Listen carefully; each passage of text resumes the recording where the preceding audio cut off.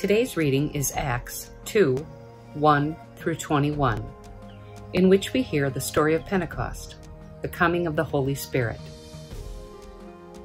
When the day of Pentecost had come, they were all together in one place.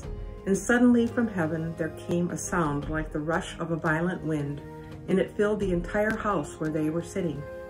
Divided tongues as of fire appeared among them, and a tongue rested on each of them. All of them were filled with the Holy Spirit and began to speak in other languages as the Spirit gave them ability.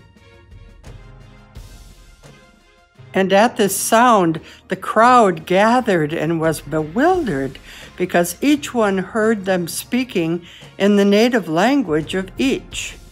Amazed and astonished, they asked, "Are not all these who are speaking Galileans? And how is it that we hear, each of us, in our own native language?"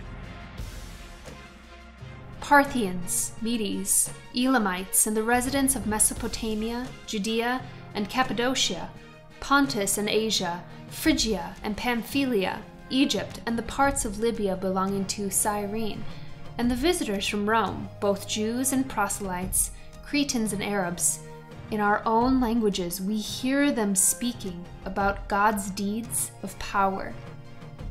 All were amazed and perplexed, saying to one another, "What does this mean?"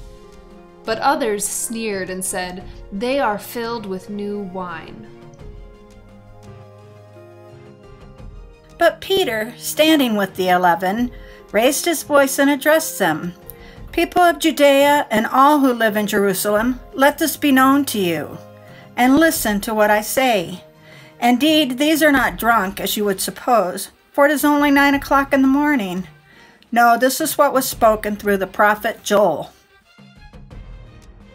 In the last days it will be, God declares, that I will pour out my Spirit upon all flesh, and your sons and your daughters shall prophesy, and your young men shall see visions, and your old men shall dream dreams.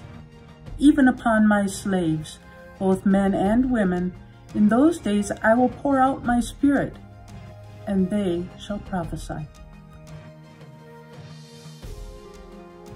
And I will show portents in the heaven above and signs on the earth below, blood and fire and smoky mist. The sun shall be turned to darkness and the moon to blood before the coming of the Holy One's great and glorious day. Then everyone who calls on the name of God shall be saved.